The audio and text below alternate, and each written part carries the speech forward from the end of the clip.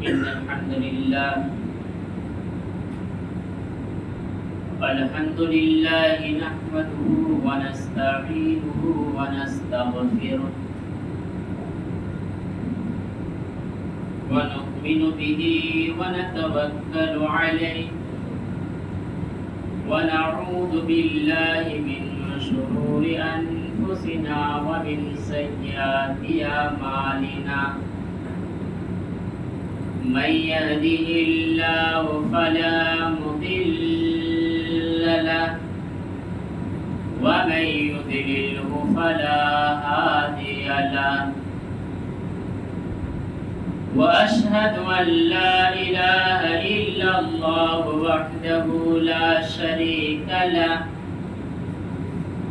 وأشهد أن محمدا عبده ورسوله أما بعد فإن أصدق الحديث كتاب الله وخير الهدي هدي محمد صلى الله عليه وسلم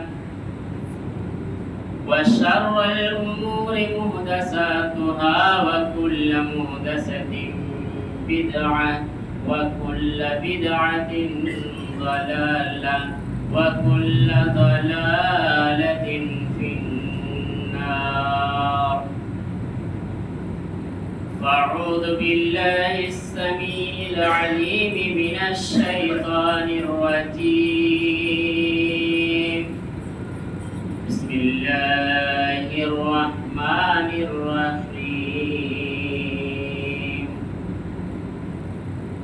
يوم نقول لجهنم هل امتلأت وتقول هل من مزيد وأزلفت الجنة للمتقين غير بعيد هذا ما توعدون لكل أواب حفيظ وقال الله تعالى في موضع آخر قل هو الله أحد الله الصمد لم يلد ولم يولد ولم يكن له كفوا أحد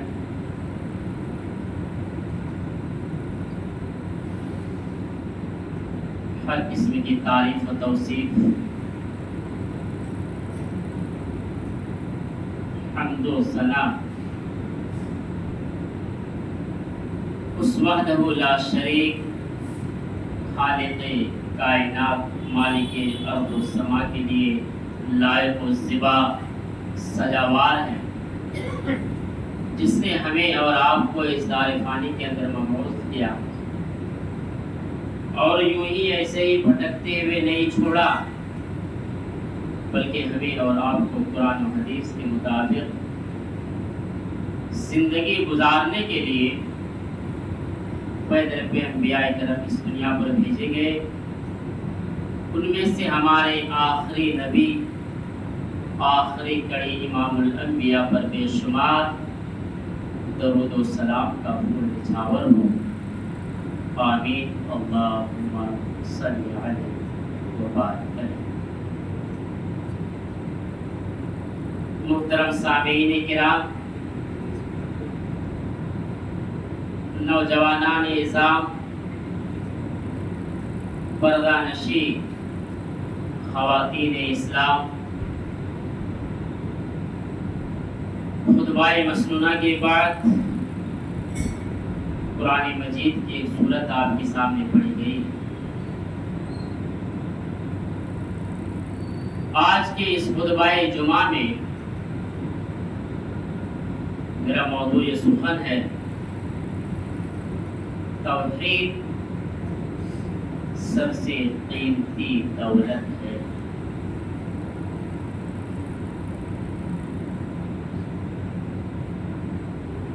سامعین کرام ہم اور آپ اچھی طرح سے واقف ہیں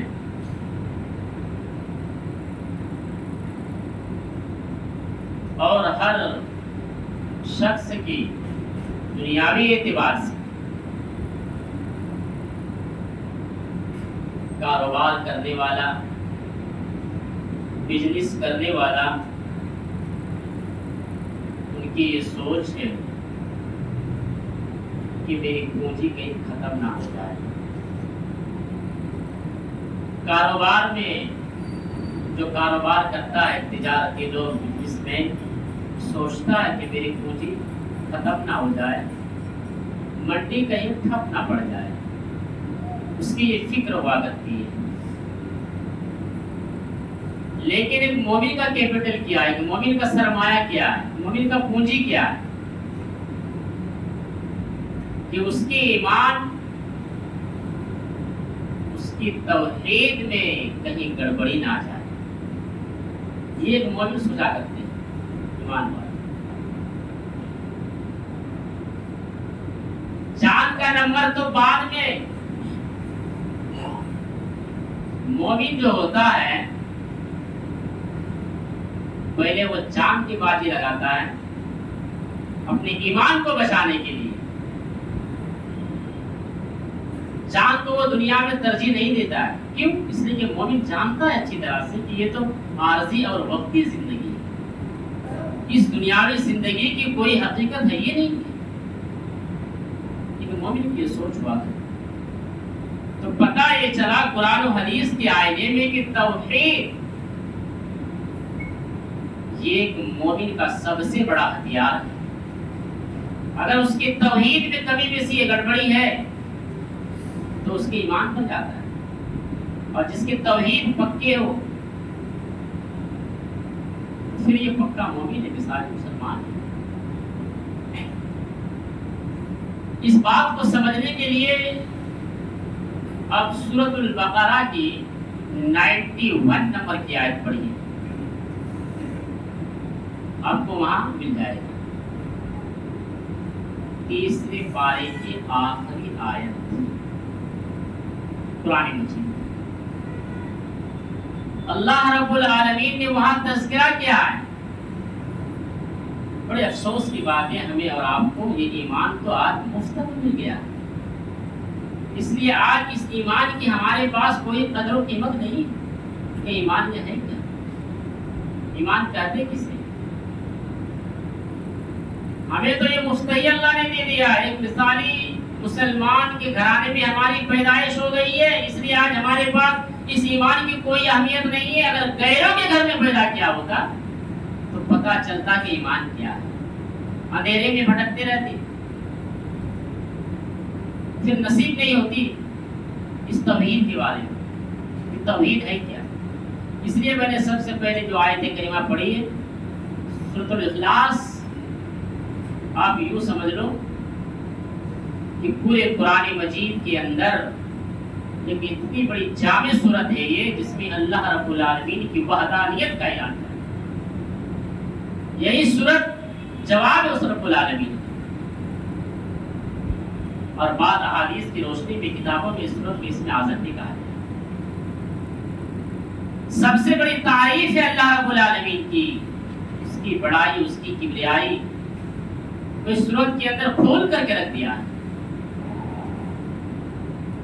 اور توحید والے جو ہوتے ہیں جان کٹانا گوارا کر لیں گے وہ کہ اپنے ایمان کا وہ سودا نہیں۔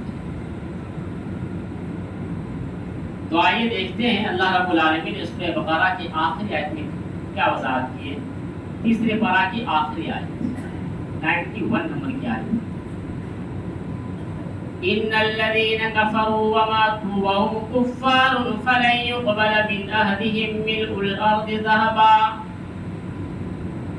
جو لوگ یا جو شخص ان الذين كفروا کفر کیے، وماتوا وهم كفار اور ان کی موت کفر کی حالت پر ہوئی ہے، وہ ایمان نہیں لا پایا ہے۔ جب تک اللہ رب العالمین نے ان کی سانسیں دنیا میں بحیات رکھا، وہ زندہ رہا ہے، لیکن اندھیرے میں بھٹکتا رہا، توحید کو تلاش نہیں کر پایا، اپنے ایمان کو وہ سمجھ نہیں پایا ہے۔ اور ایسے شخص کی موت کفر کی حالت پر ہوئی ہے۔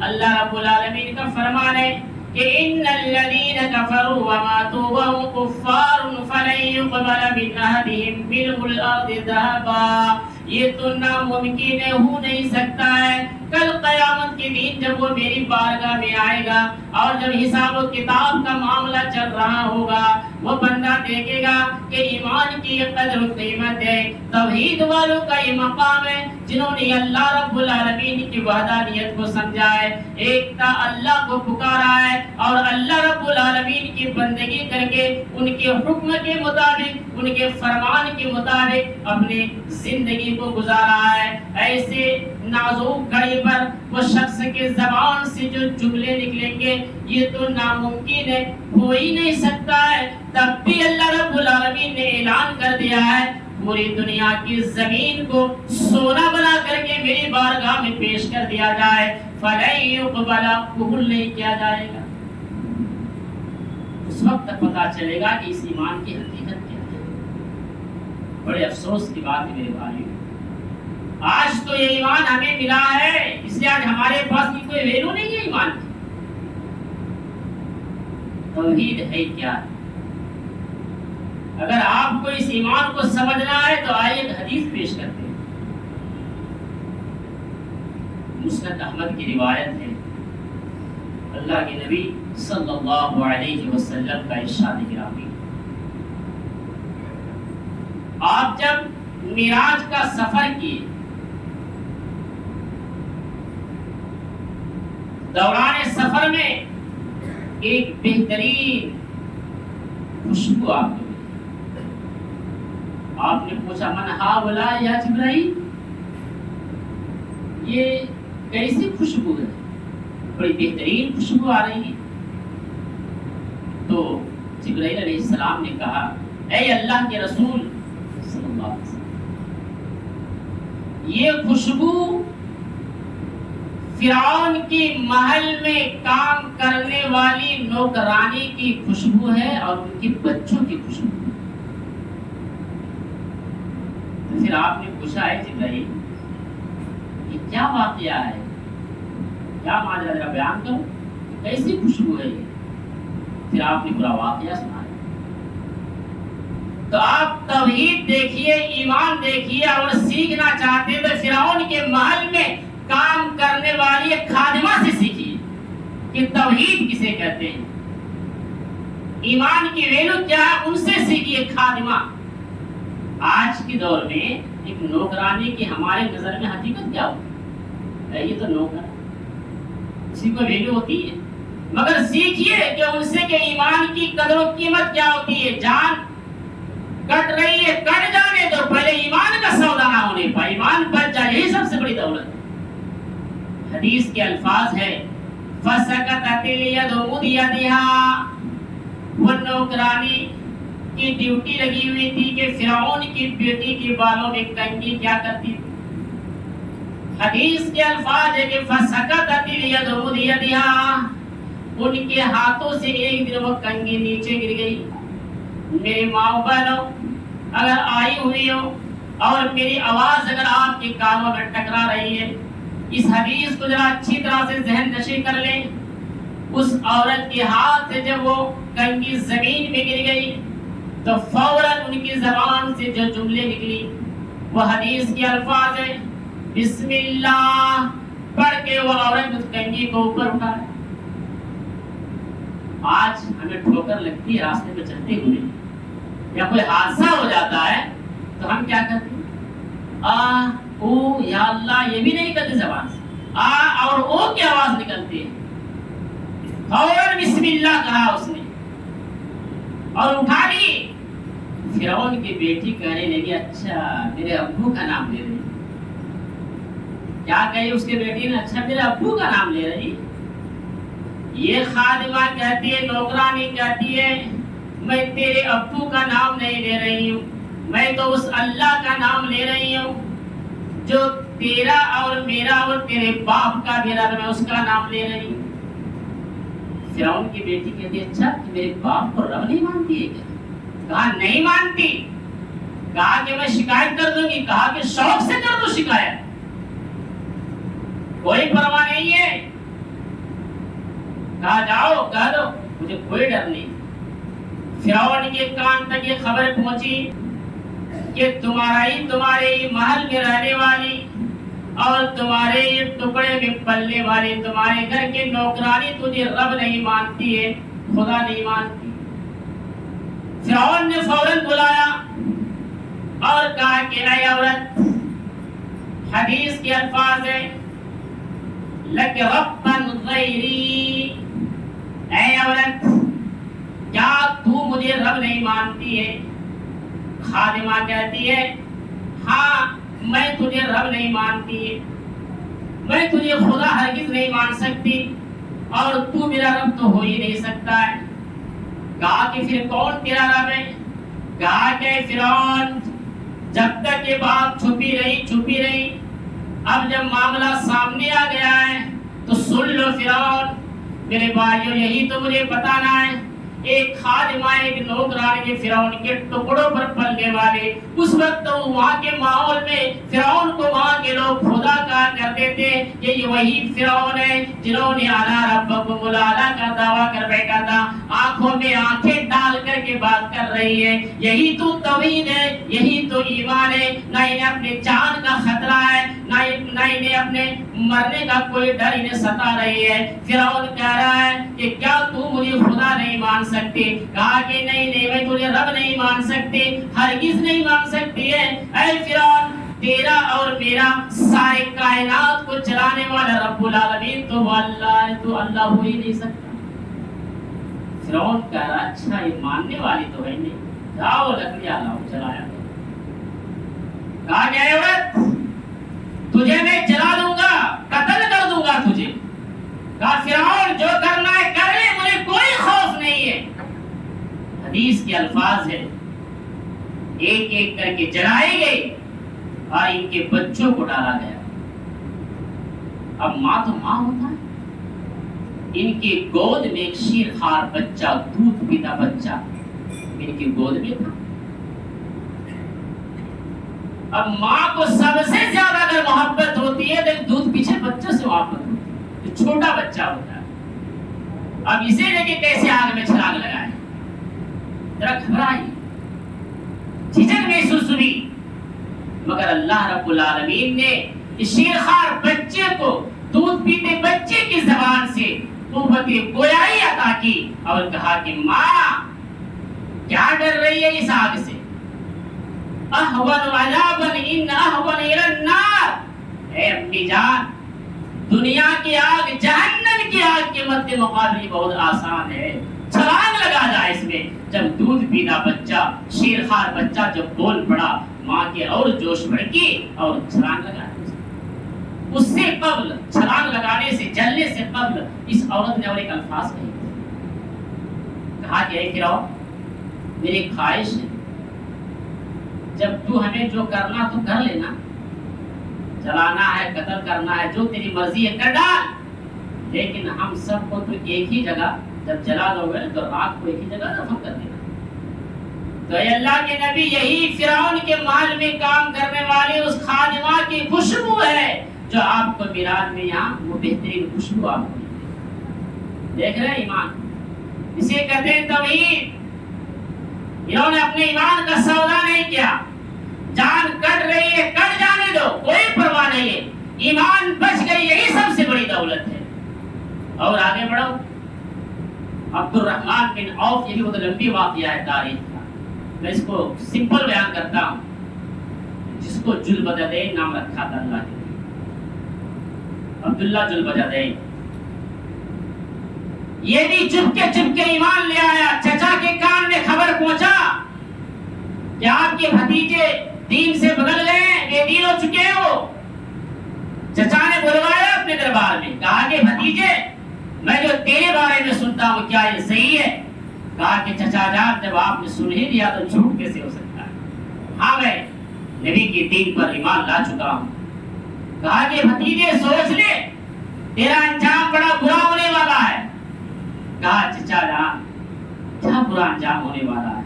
یہ عارضی زندگی کی کیا حقیقت ہے؟ میں تو کلمہ پڑھ چکا ہوں، ایک اللہ کی وحدانیت کا اقرار کر چکا ہوں، اب آپ کی جو سزا دینی ہے دے دیجیے، کوئی پرواہ نہیں۔ چچا نے کہا کہ اے بھتیجے، جانتا ہے تو جس وقت جہاں پر کھڑا ہے اور تیرے جسم میں جو کپڑے بھی ہیں کس نے دیا؟ کہا کہ چچا آپ نے دیا ہے۔ کہا کہ بھتیجے کھول دے۔ اس نے کھول کے چچا کے سامنے پھینک دی۔ کہا کہ اے بھتیجے اب بھی ذرا سوچ لو، اگر تو دین سے نہیں بدلتا ہے، اب تیرے جسم میں ایک ہی کپڑا بچا ہے اور وہ پینٹ بچا ہے، اسے بھی اتار دیا جائے گا تو برہنہ ہو جائے گا، ننگا ہو جائے گا۔ کہا کہ چچا جان کچھ دیر تو مجھے مہلت دے دیجئے، میں اپنا گھر چلا جاؤں اور چینج کر کے میں آپ کو کپڑے بھی واپس کر دوں۔ کہا نہیں نہیں نہیں، مجھے اسی وقت چاہیے۔ کچھ دیر کے لیے جلبجدین عبداللہ جلبجدین نے اپنی نگاہیں نیچی کر لی۔ کہا کہ کپڑے اتر رہے، جسم سے اتر جانے دو، کوئی خوف نہیں ہے، ایمان بچ رہا ہے، توحید پڑھو، توحید میری چلی نہ جائے۔ ایمان یہ سب سے بڑی دولت ہے، توحید یہ سب سے بڑی دولت ہے، یہ دولت اگر میرے ہاتھوں سے چھٹ گئی تو پھر کیا کام۔ اپنے پینٹ کو بھی اتارا اور چچا کے منہ پہ دے مارا اور روتا ہوا وہ وہاں سے نکل گیا۔ اب جو پوائنٹس میں بتانے جا رہا ہوں میرے بھائیوں، اس کو ذرا دھیان سے سنو۔ انہوں نے یہ نہیں کہا کہ میرے چچا نے مجھ پر ظلم کیا ہے، میرے چچا نے مجھے ایسی حرکتیں کی ہیں۔ اس کے زبان سے جو جملے نکل رہے تھے، جو الفاظ نکلتے ہوئے راستے میں سفر کر رہے تھے، وہ ایک ہی جملہ کہتا ہوا جا رہا تھا، یا اللہ تیری لاکھ لاکھ شکر ہے، ایمان بچ گئی، سب کچھ لڑ گیا، لڑ جانے دو، مجھے کوئی پرواہ نہیں ہے، ایمان بچ گئی ہے۔ لوگوں نے پوچھا کہ یہ حالت تیری کس نے کی ہے؟ چچا کی شکایتیں نہیں کی کہ جملہ کہتا جا رہا ہے کہ ایمان بچ گئی ہے، میرا توحید مجھ سے چھین نہیں پایا ہے، ایمان میرا قائم و دائم ہے۔ روتا ہوا اپنا گھر پہنچا، ماں نے دروازہ کھولا، دیکھا جوان بیٹا برہنہ ہے، ماں نے بھی دروازہ بند کر لی۔ کہا کہ بیٹا یہ حالت تیری کس نے کی ہے؟ کہا کہ چچا نے کیا ہے۔ ماں نے پوچھا کیوں کیا ہے؟ کہا کہ میں محمد کے اوپر ایمان لا چکا ہوں، میں ایک اللہ کو مان چکا ہوں، میں توحید کو اپنا چکا ہوں۔ اتنا ہی سننا تھا، ماں نے بھی گھر کا دروازہ اچھی طرح سے بند کر لیا اور کہا کہ تو میرے گھر سے نکل جا، چلا جا، اب تیرے لیے اس گھر میں بھی کوئی جگہ نہیں ہے۔ اب یہ نوجوان جو جملے کہہ رہا ہے، اے ٹاؤن کے نوجوانوں، اے یہاں کے مسلمانوں، کان کے پردے کو اچھی طرح سے کھول کر کے سن لو۔ آج تو ہم نے دنیا کی دولتوں کو دولت مانا ہے، آج تو ہم نے یہاں کی کاروبار اور بزنس کو سب سے بڑا دولت سمجھا ہے۔ اس نوجوان نے اپنے ماں کو کیا جواب دیا؟ یہی تو ایمان ہے، یہی تو توحید ہے۔ یہ کہہ رہا ہے اے میری امی جان، مجھے اپنے ابو کی پراپرٹی نہیں چاہیے، مجھے اپنے باپ کی زمین و جائیداد نہیں چاہیے، مجھے یہاں کے مکان کا کوئی حصہ نہیں چاہیے۔ اے میری امی جان مجھے ایک کمبل دے دو، ایک چادر دے دو تاکہ میں اسے اپنے سطر کو اچھی طرح سے ڈھانپ لوں اور میں تمہارے گھروں سے نکل کے چلا جاؤں۔ ماں نے پردے کے آڑ سے ایک کمبل کو پھینک دی اور عبد الرحمن نے اسی کو دو ٹکڑے کر لیا ہے اور ایک اپنے بدن میں لگا لیا اور ایک کو سطر کو میں اچھی طرح سے ڈھانپ لیا اور وہ راستے میں جا رہا ہے، روتا ہوا جا رہا ہے۔ لوگوں نے پوچھا تو ماں کی شکایت بھی نہیں کی، چچا کی شکایت بھی نہیں کی اور ایک ہی جملہ ان کی زبان سے نکل رہا تھا کہ میرے ایمان بچ گیا، سب کچھ لٹ گیا، لٹ جانے دو۔ ایسے کر کے وہ مدینہ مکہ پہنچتا ہے، اللہ کے نبی کے قریب جا کر کے بیٹھ جاتے ہیں اور سلام پھرتے ہیں اور دیکھتے ہیں کہ یہاں بیٹھا ہوا ہے۔ کہا کہ بڑے دور سے سفر کر کے آیا ہوں، سب کچھ چھن گیا ہے، اے اللہ کے رسول لٹ گیا ہے، میرے پاس کچھ بھی نہیں بچا ہے، لیکن میں ایمان پر قائم و دائم ہوں، میں سب کچھ چھوڑ کر کے میں آپ کے پاس حاضر ہو گیا ہوں۔ میرے نبی کھڑے ہوئے اور کہنے لگے اے عبداللہ جلبجدین سنو، تم نے بہت قیمتی چیز کو اپنے ساتھ لے کر کے آیا ہے، دنیا تجھ سے چھن گئی، چھن جانے دو، کوئی فکر مت کرو، تمہارے پاس ایمان کی دولت ہے، توحید کی دولت ہے، یہ سب سے بڑی دولت تم نے اپنے پاس لے کر کے آیا ہے، تم نے سب سے عقل مندی کی کام کیا ہے، یہ سب سے بڑی ہتھیار تو تمہارے پاس ہے۔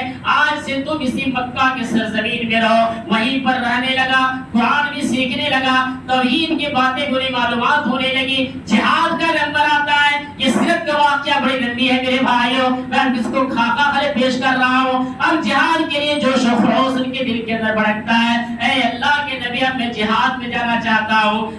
یہ تمنا کر رہے ہیں، آرزو خواہش کر رہے ہیں، میرے نبی نے اس کے ہاتھ کو پکڑ لیا اور آسمان کی طرف اٹھا دیا، اور اٹھاتے ہی کہنے لگا یا حلال عالمین، یا پروردگار عالم، میں اس کے خون کو میں کافروں کے خون پر میں حرام کرا دیتا ہوں۔ اب یہ کہنے لگے اے اللہ کے نبی میں تو جہاد جانے کی تمنا کرتا ہوں اور میری خواہش بھی ہے کہ میں شہید کر دیا جاؤں، آپ نے ایسی کیوں کہہ دیا ہے؟ میرے نبی کہنے لگے اے عبداللہ ذو البجلین، تو نے سب کچھ چھوڑ دیا ہے، سب کچھ تم سے لٹ گیا ہے، یہ کم بڑی تم نے جہاد کا کارنامہ انجام دیا ہے۔ اب اے سنو، تم جس حالت پر بھی تیری موت آ جائے، تم تو توحید کو اپنا چکے ہو، ایمان کو مضبوطی کے ساتھ پکڑ چکے ہو، اب تیری کس حالت میں موت ہو جائے تو شہید ہی کہلائے گا۔ یہ اس مشن ان کے لیے تھی، کہا کہ تیری کس حالت میں موت آئے تو شہید ہی کہلائے گا۔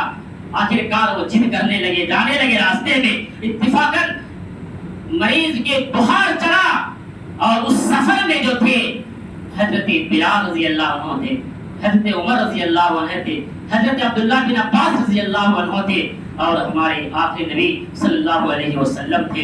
یہ 5 مشتمل صحابہ اس راستے میں سفر کر رہے ہیں، اور جنگل کے قریب جیسے پہنچے، سخت طبیعت ان کی بگڑی اور بخار تیزی کے ساتھ بڑھتا چلا گیا، اور راستے ہی میں اللہ کے پیارے ہو گئے۔ عبداللہ بن عباس بڑے ضعیف تھے، کمزور تھے، بوڑھے قسم کے ہو چکے تھے، ان کو ایک ذمہ داری تھی لال چراغ پکڑنے کے لیے، اور یہ دونوں اسی راتوں رات ان کو وہاں تدفین کا انتظام بھی کیا گیا۔ اب سنو، جو وہاں کھڑے ہوئے میرے نبی اب جو جملے بتا رہے تھے اس کے لیے، دیکھیے کہ ایمان والوں کی قدر و قیمت کیا ہے اور کتنی بڑی دولت ہے یہ ایمان۔ کہنے لگے اللہ، یہ جب سے وہاں سے چھوڑ کر کے میرے پاس آیا، میں ان سے خوش تھا، جتنا دن تک یہ میرے پاس رہا، اے اللہ میں اس سے تب بھی خوش تھا، انہوں نے جہاد کے لیے جیت کے آنے کے لیے تب بھی میں ان سے خوش تھا، انہیں راستے میں طبیعت بگڑی، بخار تیزی کے ساتھ بڑھتا چلا گیا، اے اللہ تب بھی میں ان سے خوش تھا، ان کی موت ہو گئی ہے، ان کی نماز جنازہ بھی پڑھی گئی ہے، تب بھی میں ان سے خوش تھا، انہیں قبر میں اب قبر کے تدفین کا سارا کام بھی ہو چکا ہے، اے اللہ تب بھی میں ان سے خوش ہوں، یا پروردگار عالم تو بھی ان سے خوش ہو جانا۔ یہ جملہ صرف سننا تھا۔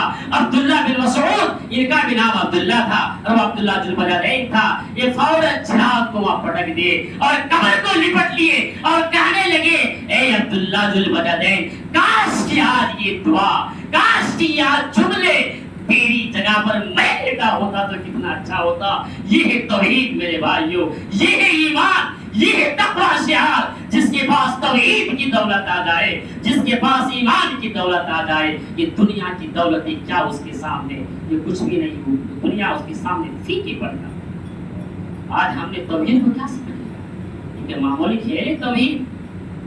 میرے ماں بہنیں سیکھو اس خادمہ سے، اس نے جان کٹانا گوارا کر لیا، اپنے بچوں کو ایک ایک کر کے جلانا گوارا کر لیا، مگر ایمان سے سمجھوتا نہیں کیا ہے۔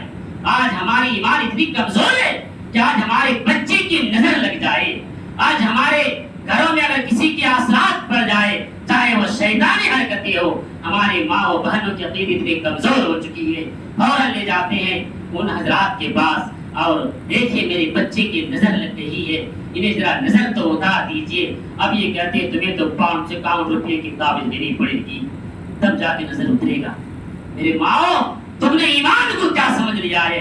یہ گاجر کا حلوہ ہے کہ ایمان؟ یہ یوں ہی بڑھ گئے، سب لبالب خالی کھاتے چلے جاؤ۔ دھاگا مانگنے والوں اور تعویذ لٹکانے والوں، سنو، یہ توحید نہیں ہے، یہ تمہاری ایمان کی گڑبڑی ہے۔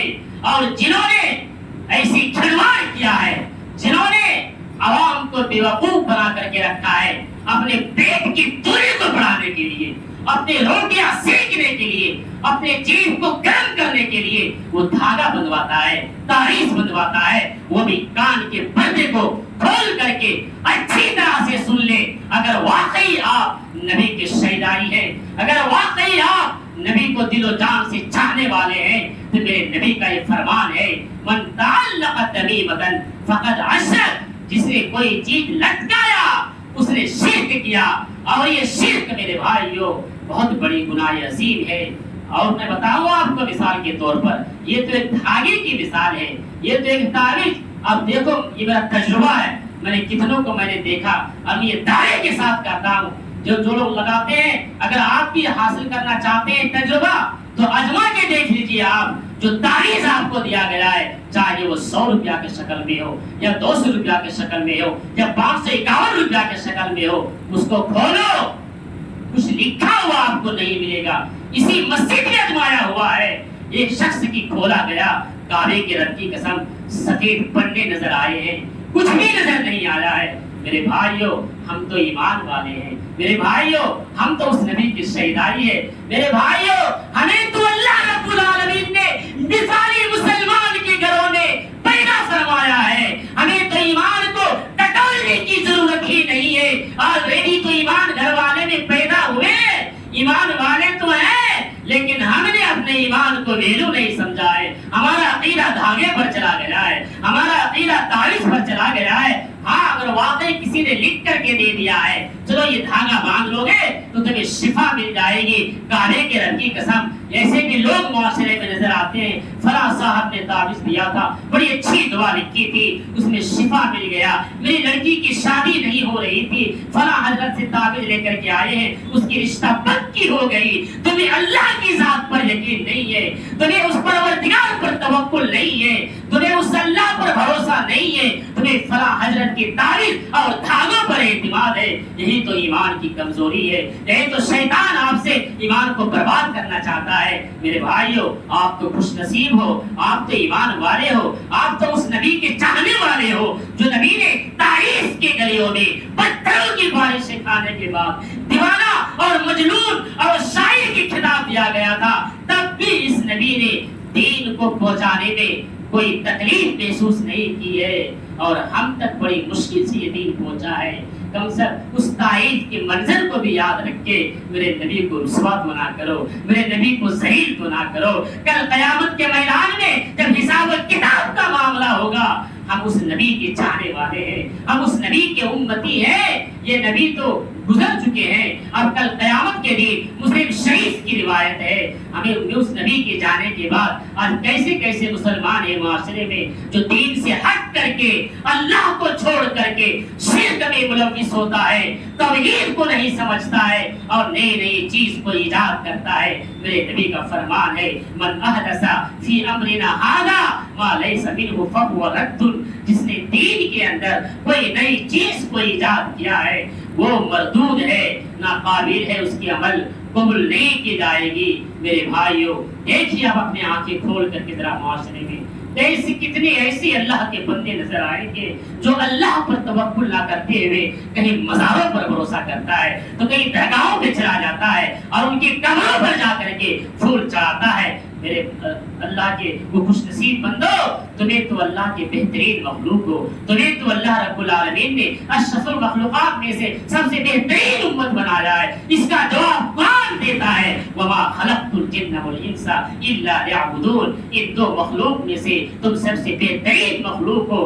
اللہ کی بندگی کے لیے تمہارا دل کیسے گوارا کرتا ہے اس قبروں کے سامنے میں چھپنے کے لیے؟ نہ جانے اللہ ہی کو بہتر معلوم کہ انہیں کیا گزر رہی ہے، کون جانتا ہے۔ ہم کسی کو برا بھلا نہیں کر رہے، وہ کس حالت میں بہتر تو اللہ جانتا ہے، ہمیں کیا پتا ان کے بارے میں، ہمیں کیا علم ہے، ہمیں چلے جانے کے بعد ہم کس حالت پر ہوں گے اور کیا جانے گی، یہ تو میدان محشر کے دن دیکھا جائے گا، یہ تو حساب و کتاب کے معاملہ کے دن دیکھا جائے گا۔ اب اسے پوچھ کر کے اس کو وسیلہ بنا کر کے تم اللہ کی بارگاہ تک دعا کو پہنچاتے ہو؟ کیا تم اتنے کمزور مسلمان ہو چکے ہو؟ کیا تمہیں میرے نبی کے اوپر جو قرآن کی آیتیں نازل ہوئی ہے کیا اس آیت کا تمہیں کوئی پتہ نہیں ہے؟ تو کھولیے قرآن اور دیکھیے سورہ بقرہ کی 185 نمبر کی آیت، اگر میری یادداشت دھوکہ نہیں دے رہی ہے تو 185 نمبر کی شاید یہ آیت ہوگی جس میں اللہ رب العالمین نے اعلان کیا ہے وَإِذَا سَأَلَكَ عِبَادِي أَنِّي فَإِنِّي قَرِيبٌ أُجِيبُ دَعْوَةَ الدَّاعِ إِذَا دَعَانِ فَلْيَسْتَجِيبُوا لِي وَلْيُؤْمِنُوا بِي لَعَلَّهُمْ يَرْشُدُونَ۔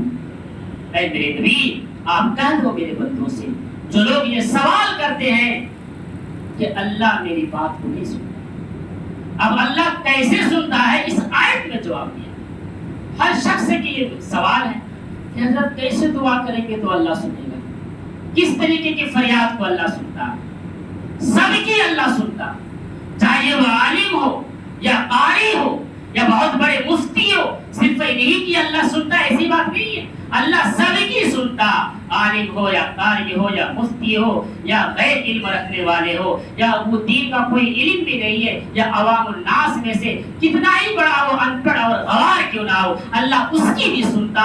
لیکن شرط ہے یہاں جب میرا بندہ مجھ سے سوال کرے، میرا بندہ کوئی چیز مجھ سے مانگے تو اس بندے کے اندر ایک چیز ہونی چاہیے اور وہ چیز کیا ہے؟ فَلْيَسْتَجِيبُوا لِي وَلْيُؤْمِنُوا بِي، وہ ایمان کے ساتھ مانگے۔ ایمان اس سب سے بڑی شرط لگائی ہے اس دعا کے اندر میرے بھائیو، تو پتہ یہ چلتا ہے کہ دعا کی قبولیت کا درجہ میں بھی ایمان کا نمبر آتا ہے۔ اگر آپ کے ایمان میں کھوٹ ہے، اگر آپ کے ایمان میں گڑبڑی ہے، اگر آپ کے ایمان پکے اور سچے ایمان والے نہیں ہو تو یہ قرآن جواب دیتا ہے، بھلے یہ جملے میری زبان سے نکل رہی ہے اور آپ کے کانوں میں سماعت کر رہی ہے، یہ جواب تو اللہ رب العالمین نے اس قرآن مجید کے اندر دے دیا ہے۔ فَلْيَسْتَجِيبُوا لِي وَلْيُؤْمِنُوا بِي لَعَلَّهُمْ يَرْشُدُونَ، بندہ ایمان اور ایمان کے ساتھ توکل کے ساتھ فریاد پیش کرے اس کی دعا سنی جائے۔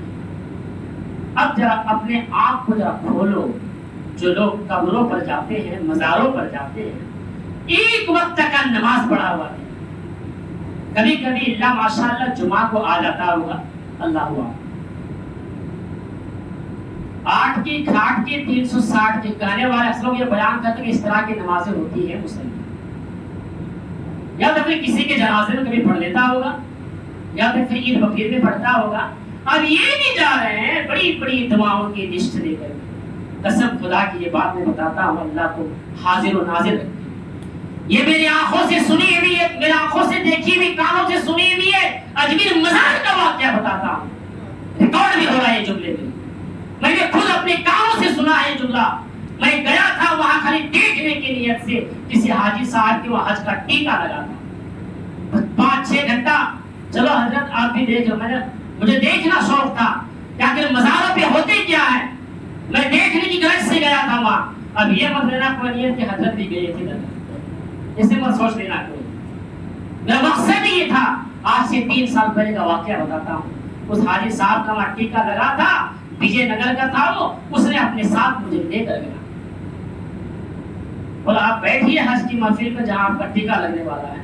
میں پورا دورہ کر رہا تھا، وہ کھیرے بنے ہوئے، ہر طرح کے لوگ جاتے ہیں جو کبھی اللہ کا نام نہیں آتا ہے، نہ کبھی اللہ کو پکارا ہوگا صحیح طریقے سے، نہ اس کو پیشاب کرنے کے بعد دھونے کا طریقہ آتا ہوگا، وہ پبلک سے کہا رہا حضرت آپ کو کون سی جنت چاہیے، جنت الفردوس کی دعا کر دوں یا جنت البقیع، یا کون سی جنت چاہیے؟ یہ جملے میں کہاں نہیں سنا ہے قسم خدا کی۔ جنت الفردوس ہوگا تو 551 روپیہ رکھو، اب وہ دے رہے ہیں، سب بیٹھ کر کے یہ دعا کر رہے ہیں آمین آمین، وہ کیا پڑھ رہا ہے، خالی ہونٹ اس کے ہل رہے ہیں، زبان میں جملے بھی نہیں نکل رہے ہیں، اس کو تو صحیح سے آتا بھی نہیں ہوگا، وہ جملے بھی نہیں نکل رہے ہیں، خالی ہونٹ ہلا رہے ہیں۔ آخر میں کہتے ہیں وآخر دعوانا الحمدللہ رب العالمین، ابھی ہاتھ ہلا کے چہرے پوچھتے ہو جاتے ہیں۔ یہ منظر خود دیکھا ہوا ہے میرا، اب میں بھی بغل میں کھڑا تھا، مجھے کہنے لگا حضرت آپ بھی بیٹھ جائیں، آپ کو کون سی جنت چاہیے؟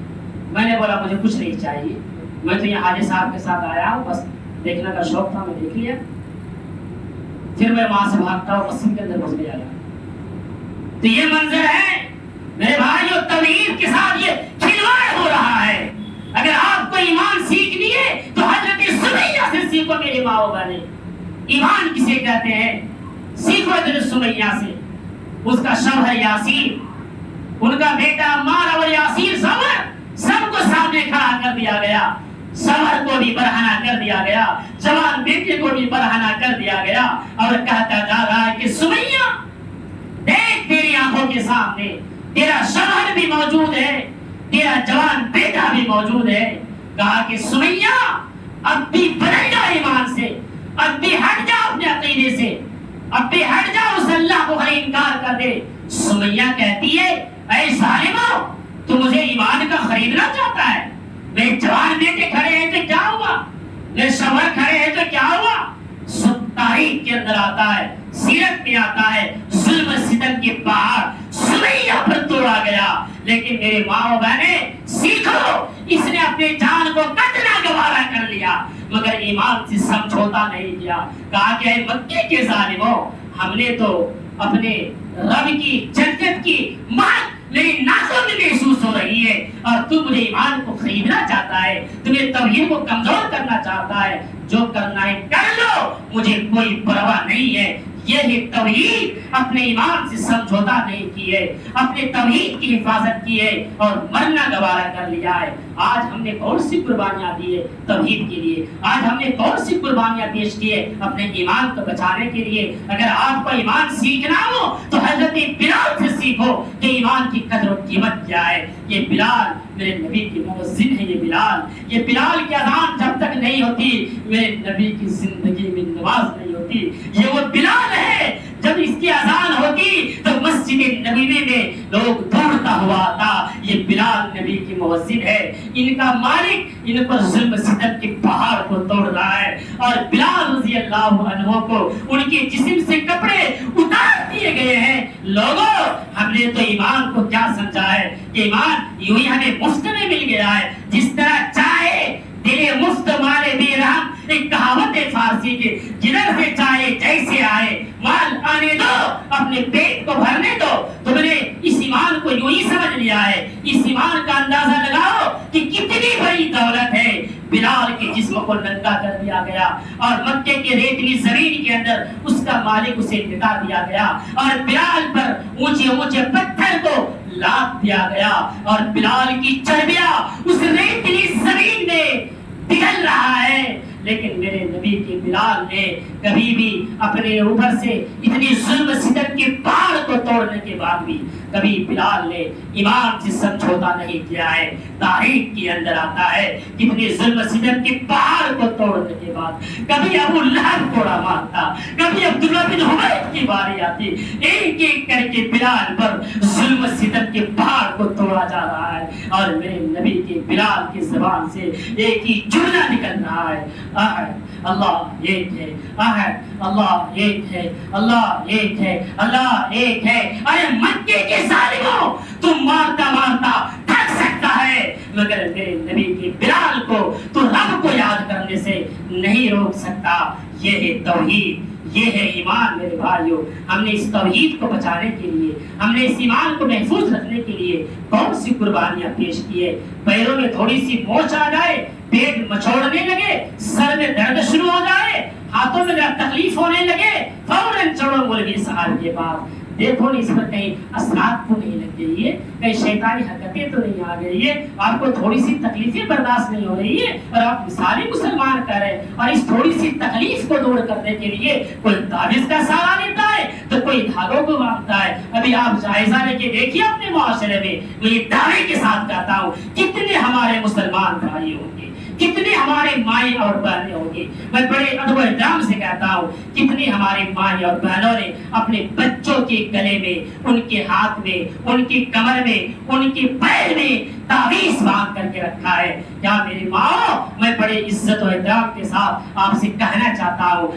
آپ اسی بچے کو پیدا کرتے وقت موت کے منڈپ پر ہوتی ہو، 9 مہینہ، کوئی 10 مہینہ 10 دن میں اپنے کوکھ سے اولاد کو جنم دیتی ہو میری مائیں، تو یہ پیدا کرتے وقت، جنتے وقت موت کے منڈپ پر ہوتی ہو، اور تھوڑی سی تکلیف آ جانے کے بعد اسی بچے کو کیسی مائیں ہو تم جو جہنم میں پھینک رہی ہو. میری مائیں، کیا تمہارا دل گوارا کرتا ہے کہ اتنی مشقتوں اٹھانے کے بعد اپنے بچوں کو آگ میں ڈال دو؟ یہ حرکتیں ہو جانے کے بعد میرے ماں نوٹ کرو اس جملے کو، اللہ نہ کرے ہمارے بھائیوں کے ساتھ ایسا حادثہ ہو، اللہ نہ کرے ہمارے بہن اور بیٹیوں کے ساتھ ایسا حادثہ ہو. اگر کوئی لگا کے رکھا تعویذ اور اس کا عقیدہ توحید پر نہیں ہے اور اس کو اگر اسی حالت پر موت آ جائے تو فیصلہ کرو میری مائیں اور میرے بھائیوں، تمہاری موت کس طریقے پر ہوئی ہے؟ کیا تم مثال مسلمان ہو کر کے تیری موت نہیں؟ آپ فیصلہ کرنا، میں اس کا جواب نہیں دوں، فیصلہ آپ پر چھوڑتا ہوں۔ اب اس کا جواب جو ہوگا وہ انشاءاللہ پارٹ 2 میں دیا جائے گا آنے والا نیکسٹ جمعہ۔ اللہ رب العالمین سے دعا ہے اللہ تعالی ہم سبوں کو کئی بھی باتوں پر عمل پیرا ہونے کی توفیق عطا فرما، جو بھی خامیاں ہمیں پائی جا رہی ہے اسے دور فرما۔ قرآن و حدیث یہ ہماری زندگی کی اساس ہے، انہیں مضبوطی کے ساتھ پکڑے رہنے اور اپنی زندگی میں عمل کرنے کی توفیق عطا فرما۔ جو بھی ہمارے بھائی اور بہنیں توحید کی کمیاں ہیں مولا کریم، آج انہوں نے توحید کی قرآن و حدیث کے دلائل کے آئینے میں بہت سی باتیں سماعت کی ہے۔ مولا کریم تو علیم بذات الصدور ہے، تو دلوں کے بھید کو جاننے والا ہے۔ مولا کریم تو اسے توحید کی صحیح سمجھ عطا فرما دے، تو اس کی ایمان کی محفوظ کرا دے۔ پروردگار عالم جب ہم سبوں کی خاتمہ ہو تو ایمان اور توحید پر خاتمہ ہو۔ پروردگار عالم ہماری بہت سی بھائی اور بہنیں ایسی بیماری کے اندر کوئی اگر ملوث ہو جس بیماری کو دنیا میں علاج کرتے کرتے تھک چکے ہیں مولا، مگر آپ تو ڈاکٹروں کے ڈاکٹر ہو، مالکوں کا مالک ہو، حاکموں کا حاکم ہو، آپ سے بڑھ کر تو کوئی ڈاکٹر ہو ہی نہیں سکتا۔ آپ اسے شفاء کاملہ اور عاجلہ عطا فرما، آمین۔ وبارک اللہ لنا ولکم فی القرآن العظیم ونفعنا وإیاکم